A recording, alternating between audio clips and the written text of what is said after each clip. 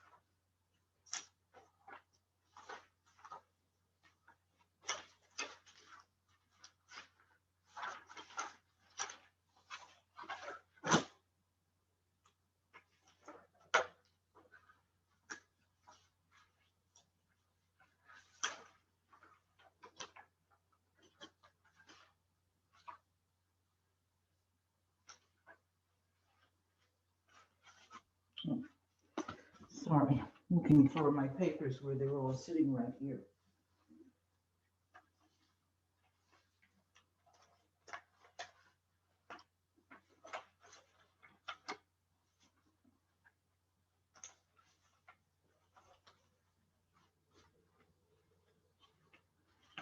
The topic that we had started with on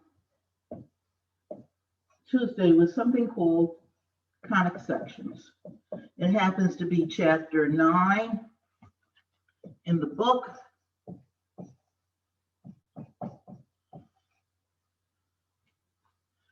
And if you look on your account, your Blackboard account, you will see that this is what we're doing now, and there is actually a practice sheet that I've attached that most of the homework we're going to be doing will be from the attached chapter, because Delta Math does not cover this topic very thoroughly. So we're going to do most of our homework from the sheet that we have on conic section, the sheet on chapter 9. Now, what we said is conic sections are the graphs that we get from drawing different types of quadratic equations.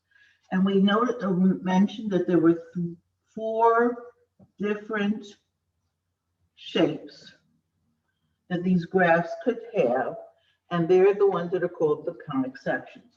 First, there was a circle. Then there was something called an ellipse. Then something called a parabola. And then there was something called a hyperbola. If you're ever asked what are the conic sections, it's these 4 shapes. And we mentioned what the shapes look like. And what we started doing is talking about what the equation of a circle looks like and how we can draw a graph from an equation, or vice versa, how to write an equation from the picture of a graph, of specifically a circle. So I'm going to finish talking about the circle, and then we'll go on to the ellipse. Now everybody knows what a circle looks like, so I don't have to draw a picture of it. But what we did say is, in terms of coordinate geometry, in terms of graphing, the equation of a circle, the basic equation looks like this: x minus a squared plus y minus b squared equals r squared. And the numbers a and b are the coordinates, the numbers that give us the center of the circle. The r, which is the square root of that number that stands alone on the other side of the equation, is the radius. And those are the 2 things that we are looking for when we want to graph a circle. Where is its center and how big is its radius? Because once you have that, then it's possible to draw it. What we notice in terms of the x and y, the important thing to look at is that the x is going to be a square. There are going to be other things besides that, but there certainly is going to be an x squared, and there's also going to be a y squared. The simplest circle that we talked about was a circle whose center was at the origin, 0, 0. Now, if we have a circle whose center is at the origin, and let's say the radius is 4, then the equation of that circle would look like this: x minus 0 squared, because this is my a and this is my b.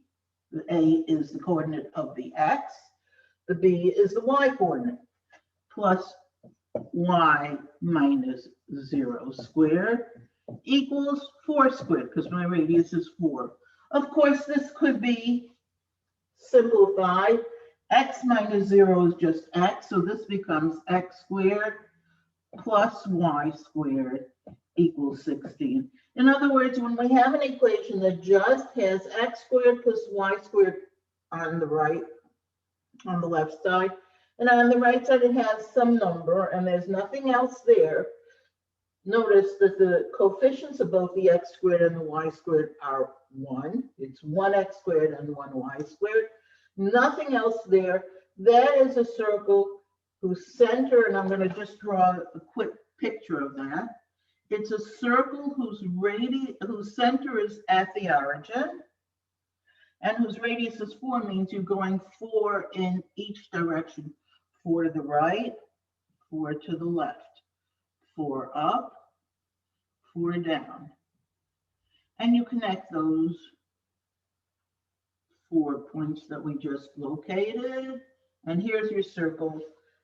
That's x squared plus y squared equals 16. Obviously, it's not the best picture because I drew a freehand, but that's the idea.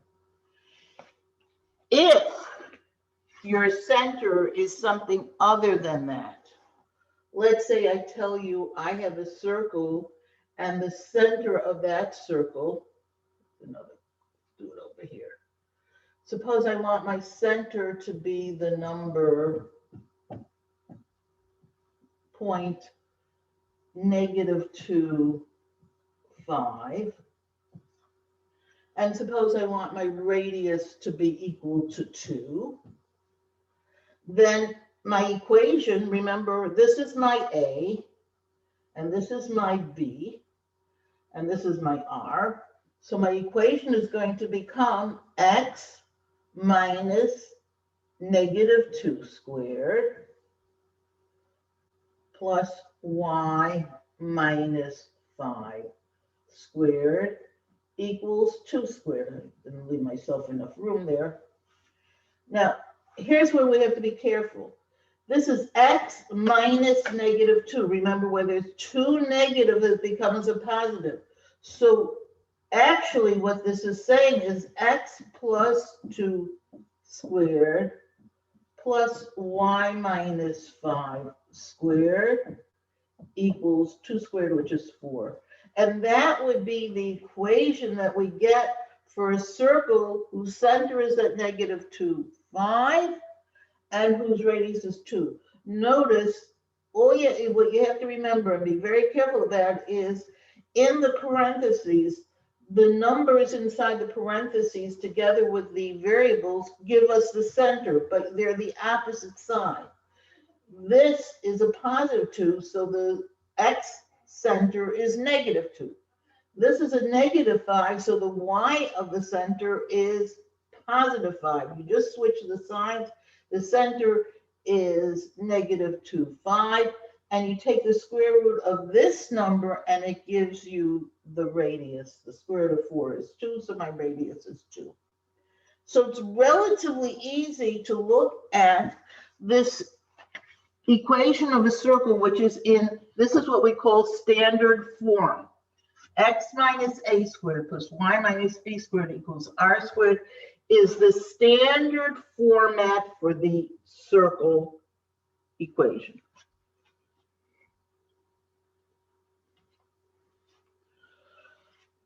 All right, let's do another example, and then we'll look at a little bit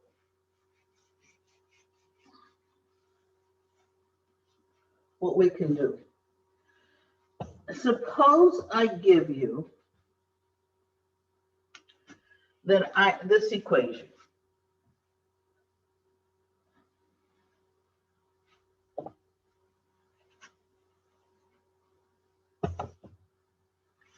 X squared plus y plus 1 squared equals 25. Now, we should recognize that this is an equation of a circle because I have an x squared and a y squared, and the coefficients of the x squared and the y squared are 1. That's the indication that we have a circle. Notice, even though there are more things happening here, the important thing is that we have we look at the x squared and the y squared terms, and if their coefficients are 1, we know we're dealing with a circle. If we're talking about a circle, we need two things. We need to know what the center is, and we have to know what the radius is. Now, the center are the numbers that are inside the parentheses with the x's and the y's, but there's no parentheses here. That's because we didn't add anything or subtract anything to the x. I could have put the x alone in its own parentheses, but it's not necessary. We know that the x of the center has to be 0, whereas the y of the center has to be -1, because this is y plus 1. We take the opposite sign, so we do -1. So now we know what our center is. Our radius is the square root of this number, which is 5. I could, at this point, then draw this. If I had a piece of graph paper, it would be easy. I go to the point 0, 1, and then just count along the horizontal line and the vertical line through that point, 5 in each direction, and then just draw the circle.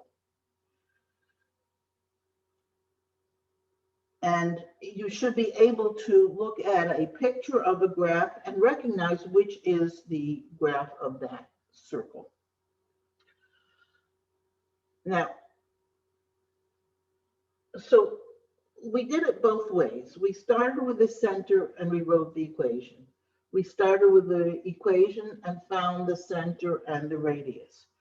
So what other thing could we do with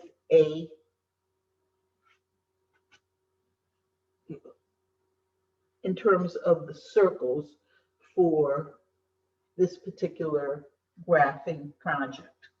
So I'm going to give you another problem, and we're going to look at it and see what type of problems could arise.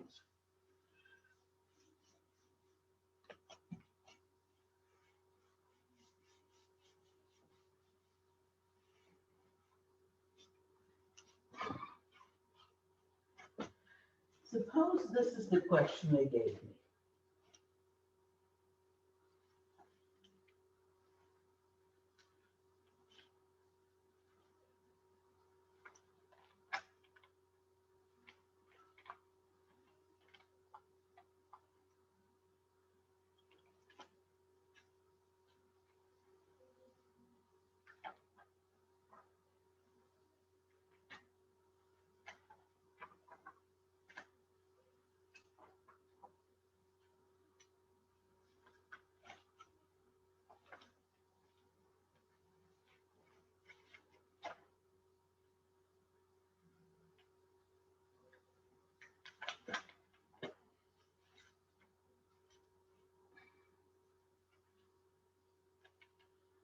I'm giving you an equation that looks like this: x squared plus y squared minus 4x plus 2y equals 4.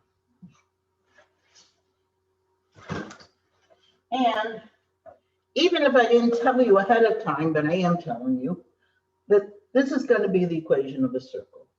And I recognize that by looking at the x squared and the y squared term, I have an x squared with a coefficient of 1 plus a y squared with a coefficient of 1.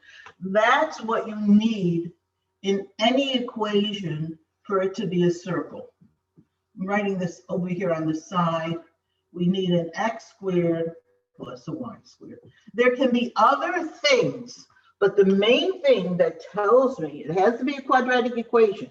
It's not a linear equation. It doesn't have just x's and y's. It has to have an x squared, and it also has to have a y squared, and the coefficients have to be 1. So I'm telling you that this is an equation of a circle. So if it's a circle, I want to know what is its center and what is its radius.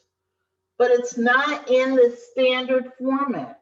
In order, it's not in that factored form, so I could look at the number that's next to the X in the parentheses and know that's the A, and the number inside the parentheses with the B is, with the Y is the B, so that'll be my center. So what do I do to get this into the standard format so I can figure out what its center and radius are? So we're going to do something that you've learned how to do already. What we're going to do, first of all, is we're going to rearrange our terms, put the X terms together. So I have an X squared and the negative 4X. Now leave a space. You'll see in the middle Y. Then put the Y terms together. So we have a Y squared and a 2Y. Again, leave a space. If there are any terms that don't have X's and Y's, in other words, anything that's a standalone number, just a constant, it has to get to the other side. Well, it already is. We have the 4 on the other side. If this 4 was on the left side, we would have had to bring it to the right side. Okay? We are now going to do completing the square on the X's and the Y's. You remember how to complete the square. That's probably the more important reason why we learned how to complete the square. Remember, you take half, for completing the square on the X, you take half of the number in front of the X, which is -2, and square it. -2 times -2 becomes +4. And whatever you add to the left side, you've got to add the exact same thing to the right side. Then you do the same thing with the Y's. You complete the square on the Y's, which again means take half of the number in front of the Y, which is +1, and square it. 1 times 1 is 1. So I have to add 1 to over here to complete the Y's, which means since I'm adding 1 to the left side, I've got to add 1 to the right side. I did this in different, I don't know if you can see the different colors, but I did it in different colors so you could see that we're doing this, completing the square 2 times, 1 for the X's and 1 for the Y's. So now, this is a perfect square trinomial, which we know is X minus 2 squared. We've done that before. That's what we did. We completed the square. We made this into a perfect square binomial. And this one is Y plus 1 squared. So all I did was add enough to each of these binomials to make it a perfect trinomial squared. So therefore I could put it in its factored form. And then on the other side, I just add up all the numbers. 4 plus 4 is 8, plus 1 is 9. And I have pushed this thing now so that it's in standard form. And once it's in standard format, I can tell you what its center and its radius is. Its center is, well, in the X parentheses, I have a -2, so I have to switch the sign so it becomes a +2. In the Y parentheses, I have a +1, so the Y value becomes a -1. And the radius becomes the square root of this number, which is 3.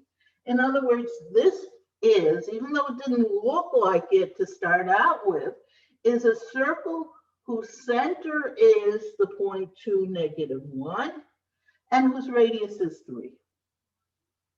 Do you think you could try one on your own? Anybody not ready for this? Okay, let's try one on our own. I'm going to put one on the board. I'm going to have to erase this because I just don't have room.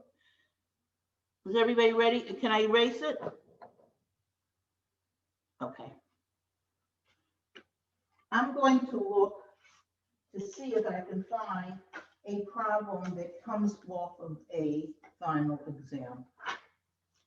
Because this question happens to be a question that I've seen on every single final exam.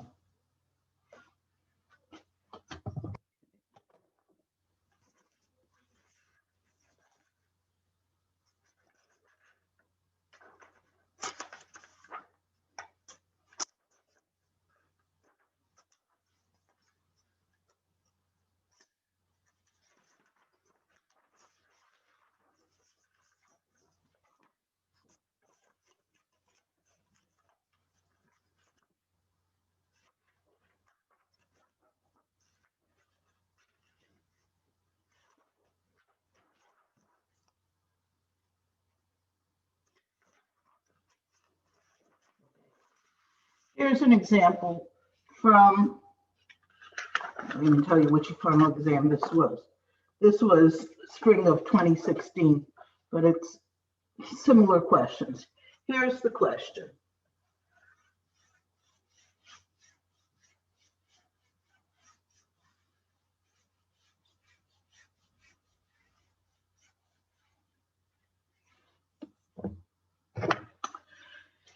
It says find the radius and center of x squared plus y squared minus plus 6x minus 4y plus 12 equals 0. So we want the center and the radius.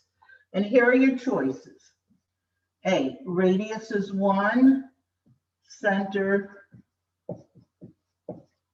is -3, 2.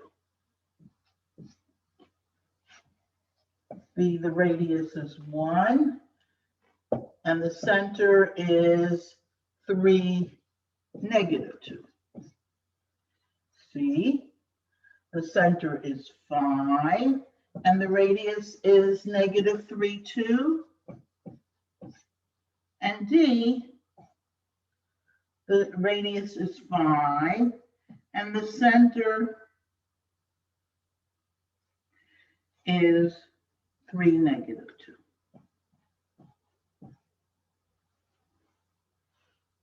Okay, I'm giving you a couple of minutes to try this out on your own.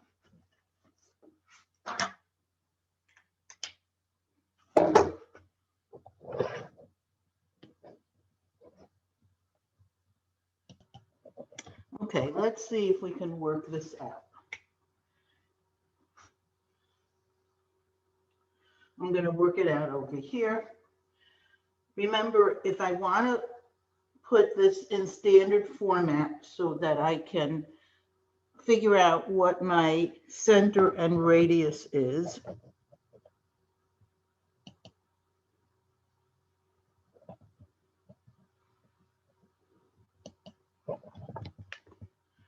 I'm going to put the x terms together. So we have an x squared and a 6x, and leave a space. We're going to put the y terms together. So we have y squared minus 4y. Again, leave a space. And the 12, since it doesn't have an x or a y, we bring to the other side of the equation. So that gives me -12 over here. All right, now we're going to complete the square. So we take the number in front of the x and divide by 2. That becomes +3. And we multiply it by itself. 3 times 3 is 9. So we have to add 9 to both sides. Here I'm adding 9. I'm going a little bit vertically here. And that'll give me x plus 3 squared. With the y's, I do the same thing. I divide the number in front of the y by 2. That's by 2. So -4 divided by 2 is -2. And multiply by itself. 2 times 2 is 4. So I have to add 4 to both sides. And that gives me y minus 2 squared. So that my equation comes out to be x plus 3 squared plus y minus 2 squared equals, now I have to add all these up. Negative 12 plus 9 is negative 3. Negative 3 plus 4 is 1. This number has to be a positive number. If it doesn't come out to be a positive number, you've done something wrong. But now we have our equation in standard format. So we can write the center is, remember we take the opposite signs, negative 3, positive 2, and the radius is the square root of this number, and the square root of 1 is 1. And if I compare it with the answers over there, it's obviously choice A. I hope most of you did get that answer, choice A. So that's what we have to be able to do with the equation of a circle. We have to be able to recognize that it's a circle. We have to be able to look at the equation and see what is the center and what is the radius. Even it might mean it might be given to us in standard format, but if it's not, we have to put it in standard format so that we can see the center and the radius. And you should be able to also be given the center and the radius, and from that write the equation in standard form of the circle.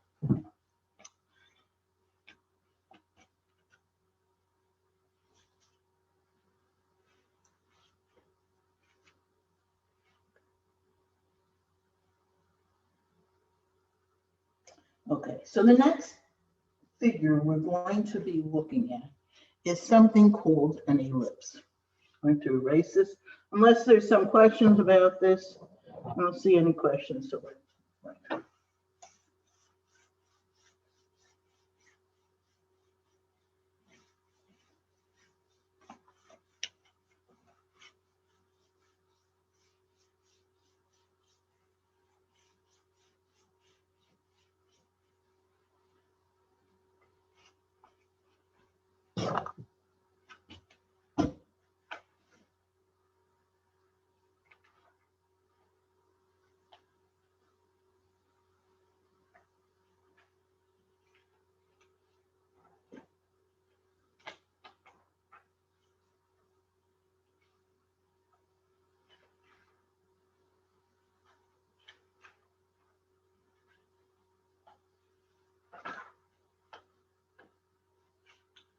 okay.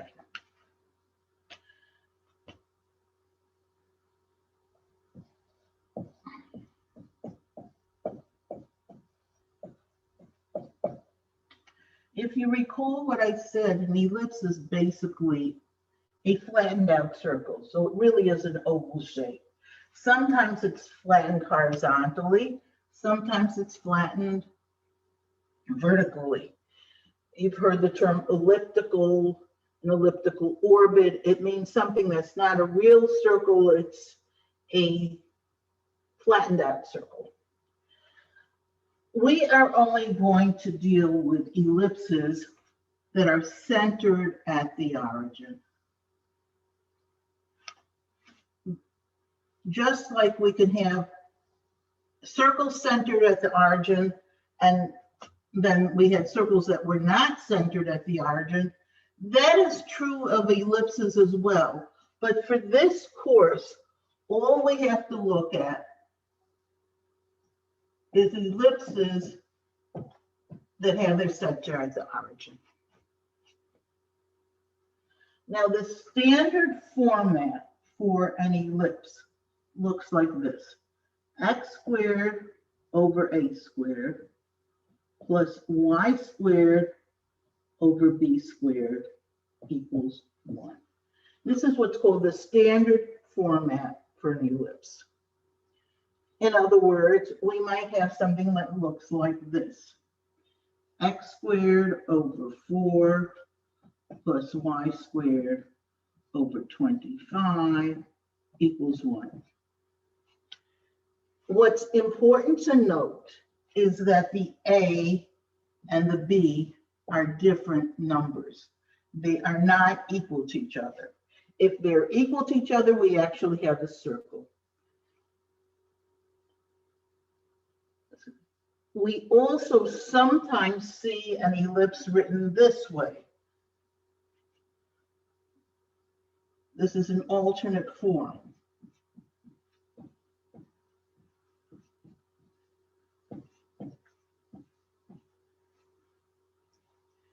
I could have also written this as 25x squared plus 4y squared equals 100. This is also the equation. These two equations are actually identical. If you common denominator here happens to be 100, if you multiplied everything in this equation by 100, you'd get this other format. Notice what's important is the number in front of the x squared and the y squared. There is an x squared and a y squared, just like there was in a circle, but the numbers, the coefficients are different. They're not plain one. There is, let's put it this way, an ax squared and a by squared in the equation, and the coefficients are not the same. They're different coefficients. The a does not equal the b. That's what makes something into an ellipse. By the way, if you look at this equation, the coefficient of the x squared happens to be 1 over 4. When you're looking at the coefficient of a term, and there's a denominator there, that denominator has to be part of the coefficient. The coefficient of the x squared is 1/4. The coefficient of the y squared is 1 over 25. Notice they are different numbers. You have an x squared and a y squared term with different numbers either in front of them or dividing them. Now, how does that, so now we know this is an ellipse, how do we graph it?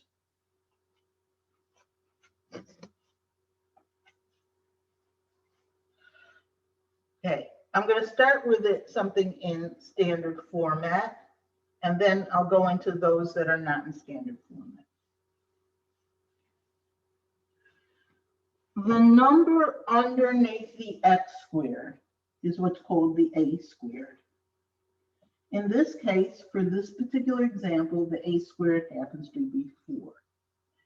Now, if you know a squared is 4, you could easily tell me what a is. A would have to be plus or minus 2. We take the square root of both sides.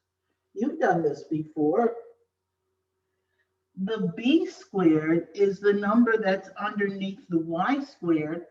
That in this case is 25, which means the b is plus or minus 5. The square root of 25 is 5, so the b could be either positive 5 or negative 5. What is the significance of these two numbers? The a gives us the x-intercepts, and the b gives us the y-intercepts.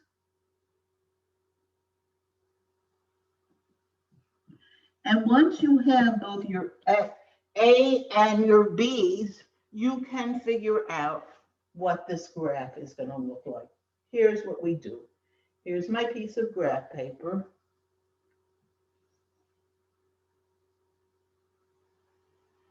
According to that, the x-intercepts are plus or minus 2 because the a's are the x-intercepts.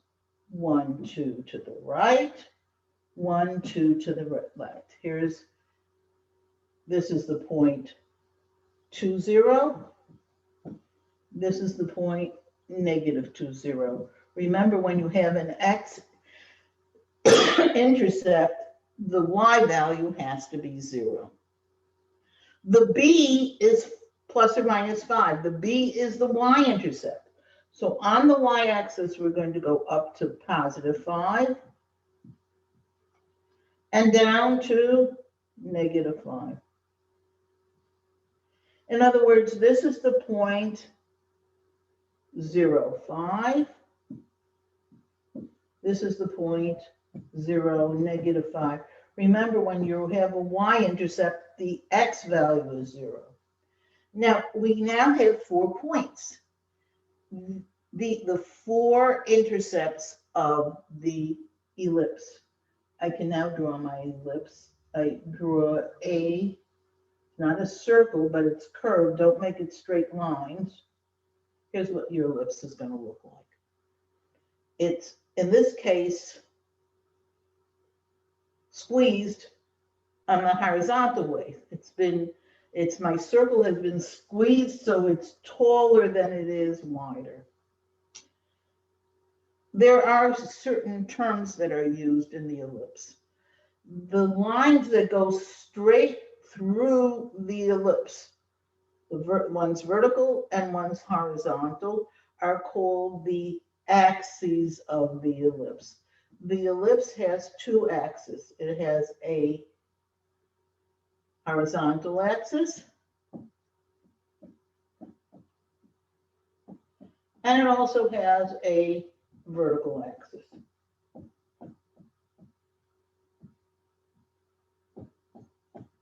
Obviously, the horizontal axis is along the x-axis. The vertical axis is along the y-axis. Now, since the a's and the b's are going to be different numbers, the 2 axes are not going to be the same size. One is going to be longer, one is going to be shorter. The longer one is called the major axis. In this case, the vertical axis is the major axis because it's the longer one. Sometimes the longer one is the horizontal one, but in this particular case, the major axis is the one that's along the y-axis. And I can even tell you how long this is going to be. The axis is going from the bottom at -5 all the way up to +5. So if you ask me how long it is, the major axis has to be 10 units. It's double whatever the b is because it's not going from the center to the edge, it's going from one edge to the other. In this case, the horizontal axis is the smaller one. The smaller one is called the minor axis. And the minor axis in this case happens to be 4 units because it's going from -2 to 2. So basically, that's all you need to know about an ellipse. You should be able to look at the equation of the ellipse in standard format and tell where it's crossing the x and the y axes, and then you should be able to draw it.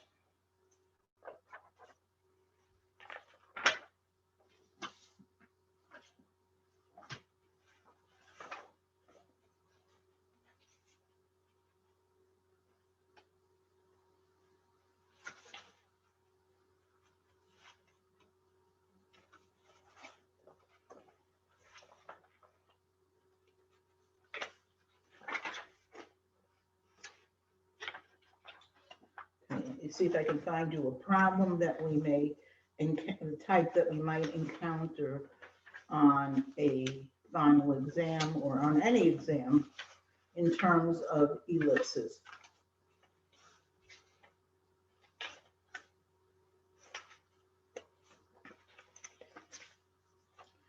Okay. One type of question that we might have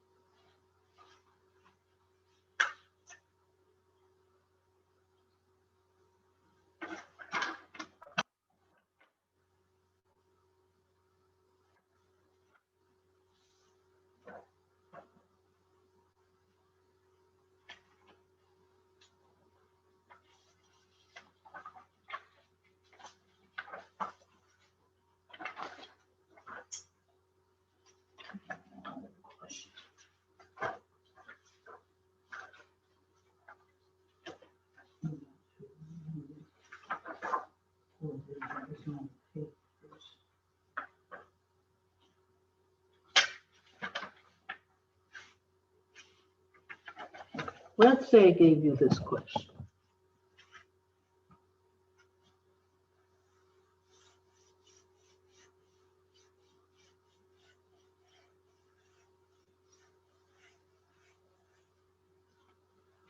Suppose I gave you the question,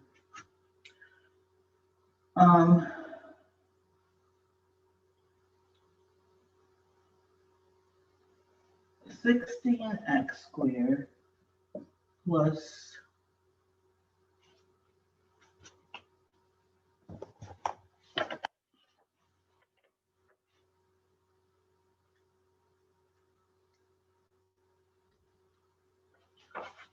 9y squared equals 144. Suppose we were given this equation and we were said to sketch it and tell us all the different bits of information we might know about this equation. Well, I know right away, even if they'll tell me draw the ellipse, but I know this is an ellipse. Why? Because I see an x squared and a y squared term, where the a in this case is 16 and the b is 9. And I know if I look at this, that the two numbers in front of the x squared and the y squared terms are not the same. Remember, in a circle, it would be just a plain x squared and just a plain y squared. There wouldn't be any numbers in front of it. In other words, the coefficients would be 1. But in this case, the coefficient of the x squared is 16. The coefficient of the y squared is 9. This means that what we have is an ellipse. But if you look at the equation of the ellipse, it's not in standard format. So the first thing, if it isn't x squared over something plus y squared over something equals 1, I've got to put it into standard format. And the standard format always has it equal to 1. So I'm going to divide everything by the number that's on the other side of the equation, which is 144. But if I divide this side by 144, I have to divide the left side as well by 144. So I'm dividing every single term by 144. And I'm going to reduce it. Now, actually, that's what my calculator is going to come in handy. If I'm going to try dividing both of these by 116. If I do 144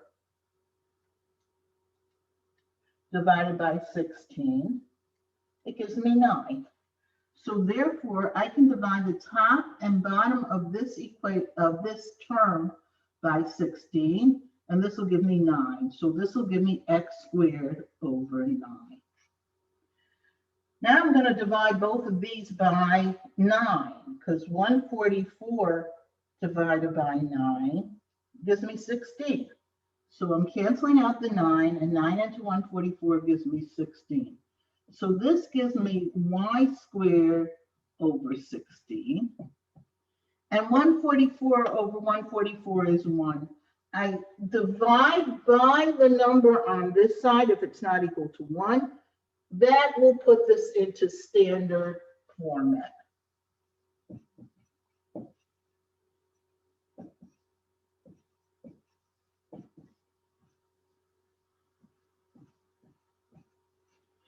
And now I can look. Remember, the number underneath the x squared is called the a squared. So the a squared for this particular example is 9, which means that the a has to be plus or minus 3. The b squared is the number that's underneath the y squared, that's 16. So then it means the b has to be plus or minus 4. And now I can draw this ellipse.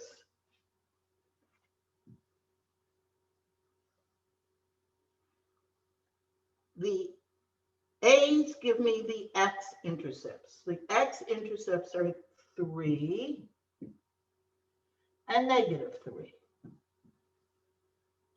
The y-intercepts are the b's, are the 4 and the -4. And if you draw this, you will Notice this is rounder than the one before because the A's and the B's are closer together. If the A and the B were actually the same number, which would make it not an ellipse, it would become a circle. So this is what our ellipse looks like.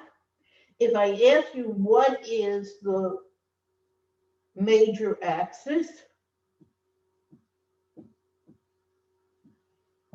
I see that it's the one along the y-axis. It's the vertical one, and it happens to be 1, 2, 3, 4, 5, 6, 7, 8. Right, 4 from the center to the upper tip is 4.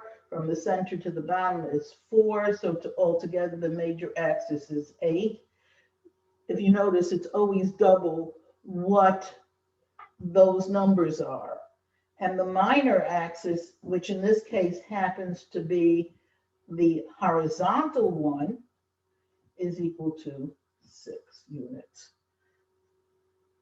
So we can take our equation, even if it's not in standard format, and we could put it in standard format and then do a very good sketch. So what other types of questions could they ask us about ellipses?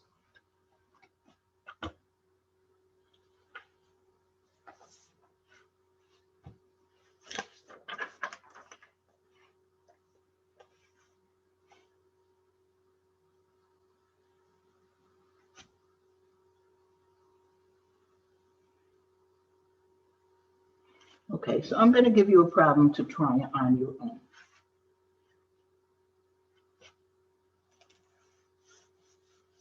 Well, first let me do one problem, then I'll give you one to try on your own. This is a question that's on the homework sheet, the one that I sent to you on Blackboard. It says that the major axis of an ellipse is 10 and lies along the x-axis.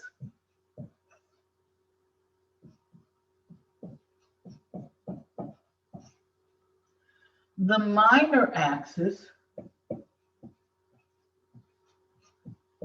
is 8 and lies along the y-axis.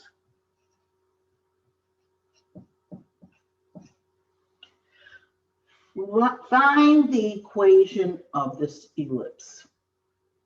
Well, I'm going to do a quick sketch of this, and then hopefully I'll be able to write the equation. Remembering that the standard equation of the ellipse is x squared over a squared plus y squared over b squared equals 1. This is our standard format. Let's just keep that in mind. Here's what this ellipse looks like. The major axis is along the x-axis, and it's 10. The whole thing is 10, which means if you're going from the center, you're going 5 to the right and 5 to the left. In other words, the x-intercepts are 5, 0 and negative 5, 0. You don't really need the zeros there, but you should remember that when you're talking about a point, it has both an x and a y. And on the x-axis, the x-intercepts always have a y of 0. Now, the minor axis, they told me, was 8, and it's along the y-axis, which means that you have to go 8 altogether, which means 4 up and 4 down, so that your total is 8.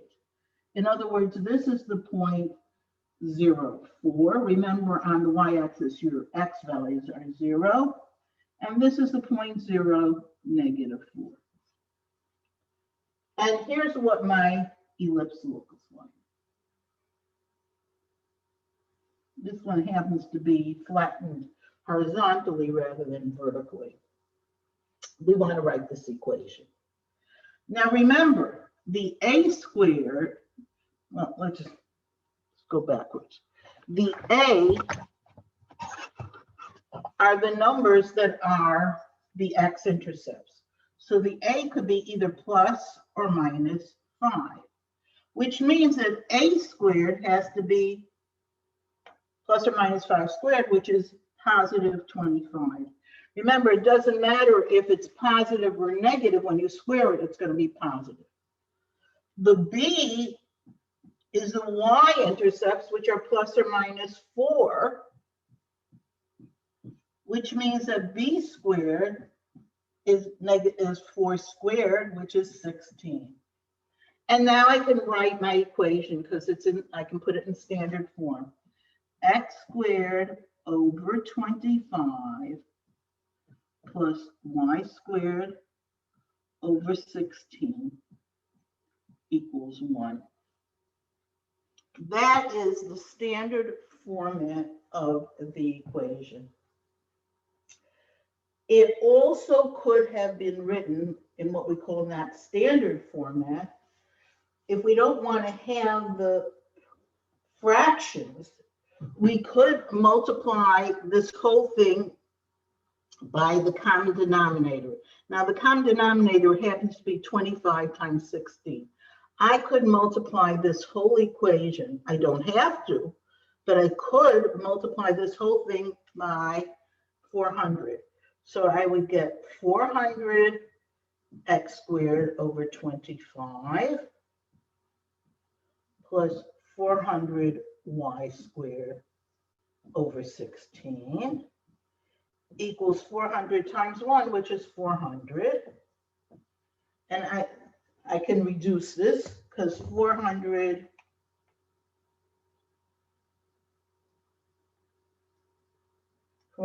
divided by 25 gives me 16. So this becomes 16x squared.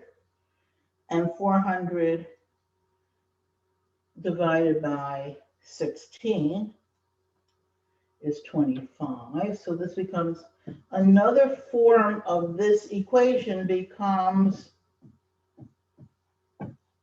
16x squared plus 25y squared equals 400. If you notice, it's almost like cross multiplying, just remembering that the number over here is no longer, see, this was 20x over 25, so you multiply the y with the squared with the 25 and the x squared with the 16. You get 16x squared plus 25y squared. But over here, you have to multiply those two numbers together, 16 times 25, that gives you 400. So either format, this is the standard format, and but this is also an acceptable format for the ellipse.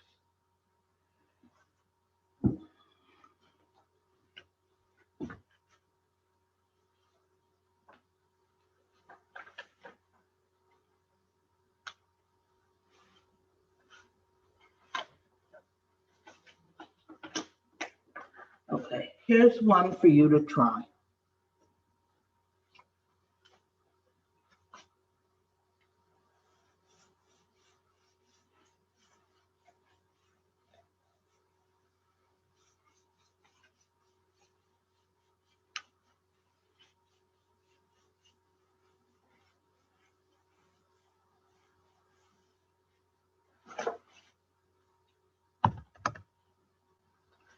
It says graph the ellipse.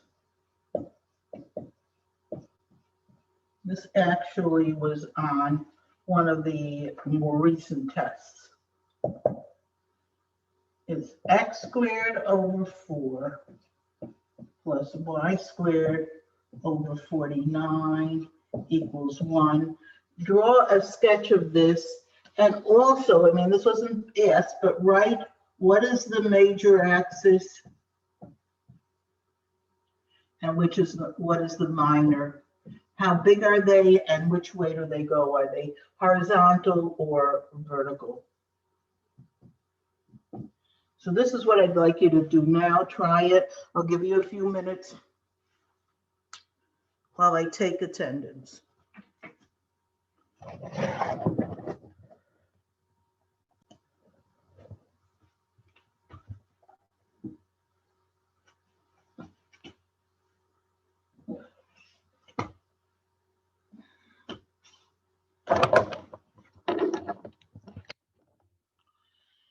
Okay, we're lucky this thing is already given to us in standard format. It's x squared over a squared plus y squared over b squared equals 1. So we don't have to do anything with the equation. We just have to write out what the a squared and the b squared are. Remember, if it's not in standard format, put it in standard format. So now we're getting a squared equals 4, which gives me that the a is plus or minus 2. So on my graph, my x-intercepts are going to be 2 and -2.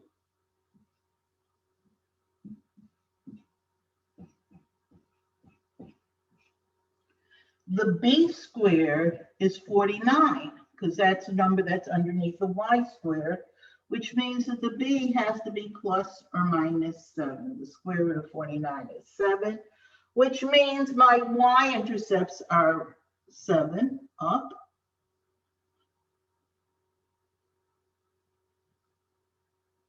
and 7 down.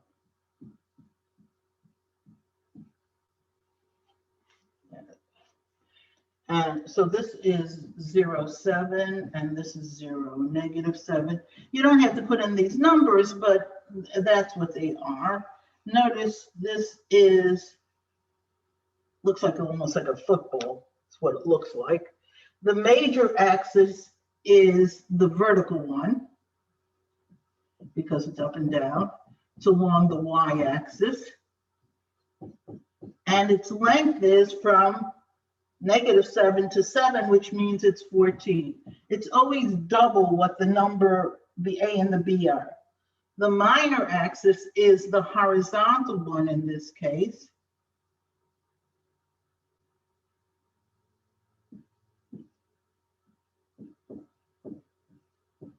In other words, it's along the x-axis, and its length is from -2 to 2, which means it's 4. Any question about this? Okay, so that's basically what you have to know on for an ellipse. Again, the only other thing you may be asked, I'll just give you an example of that.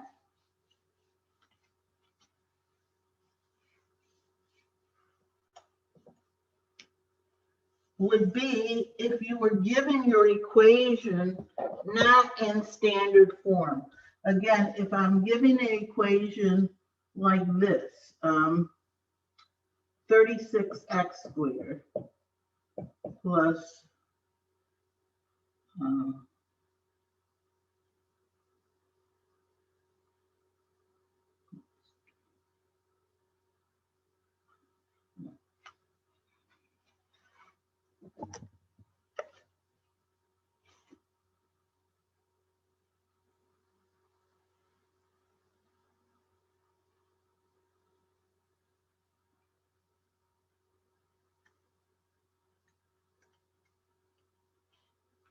plus 9y squared equals 324.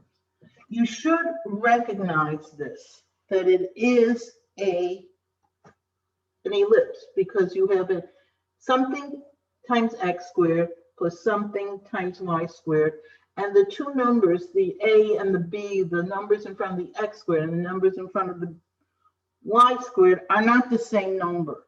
But what you'd want to do is put it in standard form, which means you take the number on the other side and divide everything by it, because in standard form it has to equal 1. So this you will divide by 324 as well, and this is by 324. And of course you have to reduce this. So the 36 divided by the 324 divided by the 36 gives you 9. So this becomes x squared over 9. And then 324 divided by the 9, that gives you y squared over 36. Remember, you divide the top and bottom by 9, and this cancels out, and this becomes 36. So now you have your equation in standard form, so you know your a squared is 9, so your x-intercepts are 3 and -3. Your b squared is 36, which means your y-intercepts are 6 and 36. Don't look at it in this format. You have to look at it in the standard format, and then you could draw it. Okay, so that takes care of pretty much what you need to know about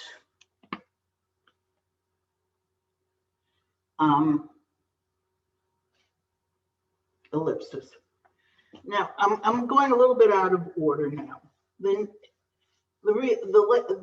since I want to spend more time on the parabola than on the hyperbola, let's just see if we can talk quickly about the hyperbola.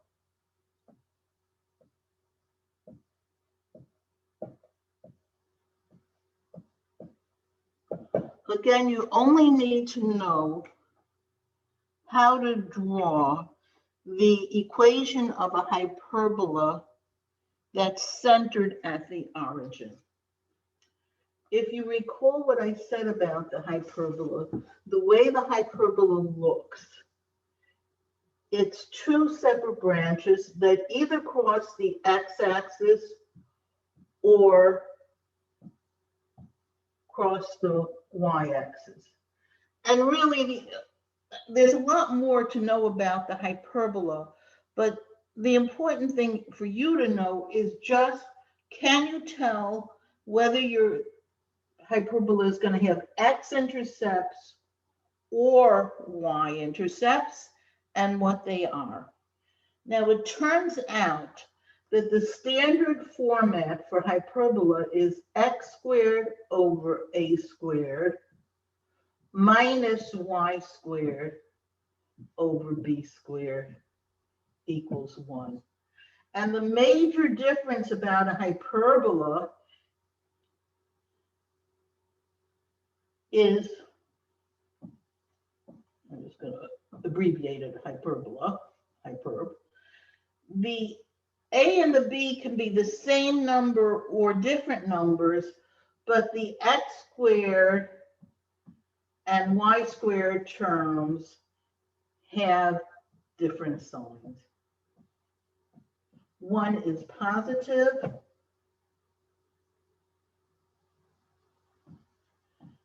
and one is negative. Anytime I have an equation that has an x squared and a y squared in it, and this one, it's either an x squared minus a y squared, or conversely, a y squared minus x squared, that makes it into a hyperbola. Notice with both the circle and the ellipse, the x squared and the y squared terms both were positive. Here, one of the terms is going to be positive and one is going to be negative. Again, you're looking at the x squared and the y squared term. So that's what will distinguish that what you have is a hyperbola. Now, if you have your starting x squared minus a y squared, in that case, you will have x-intercepts, which are plus or minus a. If alternately, I don't want to go into the, I see there's a shadow here. So I don't see it on my board, but I see it on the screen.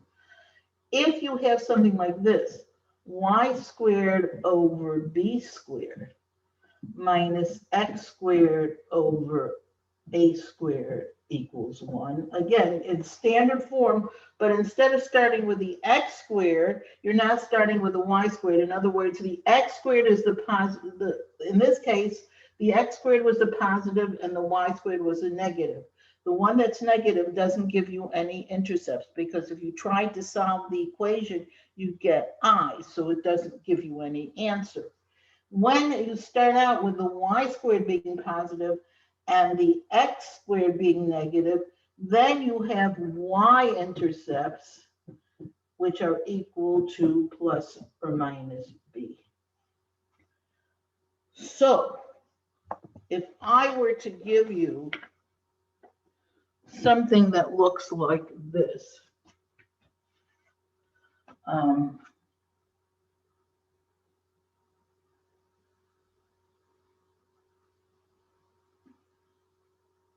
x squared over 16 minus y squared over 9 equals 1.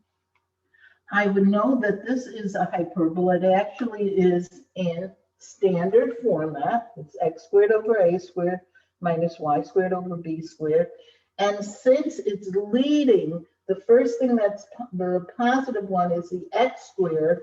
We're going to have x-intercept, but no y-intercepts, because the y-intercepts, the y squared is negative, so we're not going to get y-intercepts. Just like we did with the ellipse, the number underneath the x squared is what's called the a squared. In this case, the a squared is 16, which means the a is either positive or negative 4. Again, we don't have any y-intercepts. The b does not give us y-intercepts. So if I wanted to graph this, it's just going to be a very quick sketch. It's not going to be a very exact sketch. I go to 4 and negative 4 on the x-axis. This is 4, 0. This is negative 4, 0. And the graph is going to look approximately like this. It's just going to be two facing away from each other curves. Sort of looks like if you draw a tree. Conversely,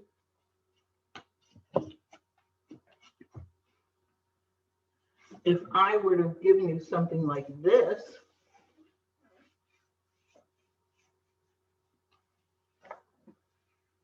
suppose I gave you this equation.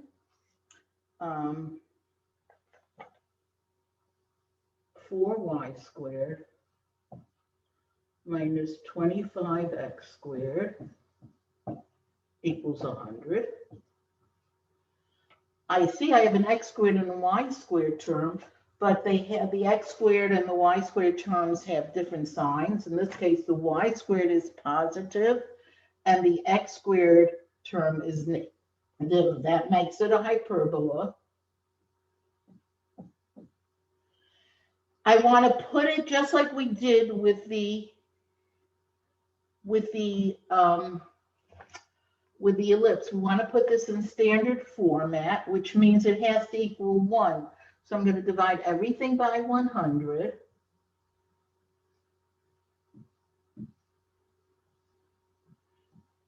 To put it in standard form. Here, the 4 will go into the 100 and give me y squared over 25, because 100 is in the denominator. This is 25 over 100, so that'll give me x squared over 4. And of course, 100 over 100 is 1. I have now taken the original example and put it into standard format. Notice, in this case, the y squared is the positive one, which means that I'm going to get y-intercepts, and the b squared, being the number underneath the y squared, is 25, which means that the b has to be either positive or negative 5.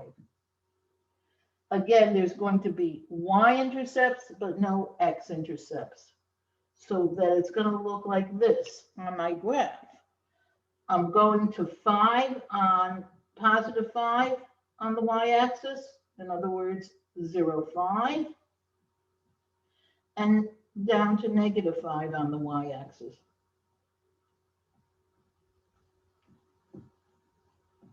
And these are my y-intercepts, and I get these two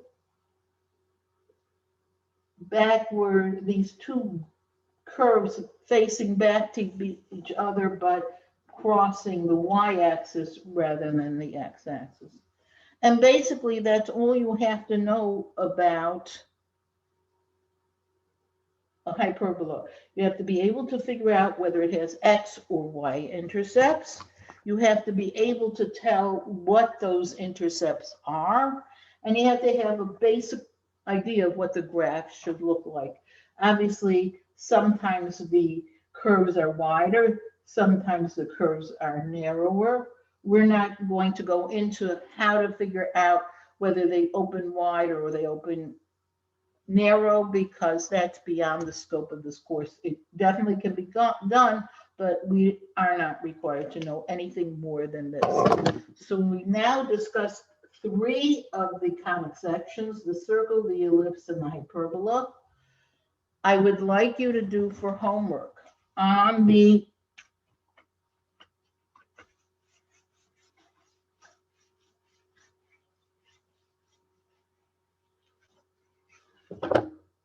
homework is on the look on Blackboard on the practice sheet for chapter 9.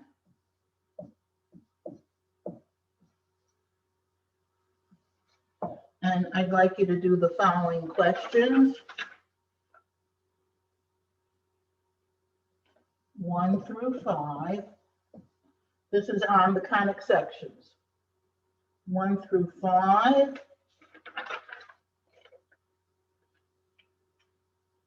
And 10 through 17.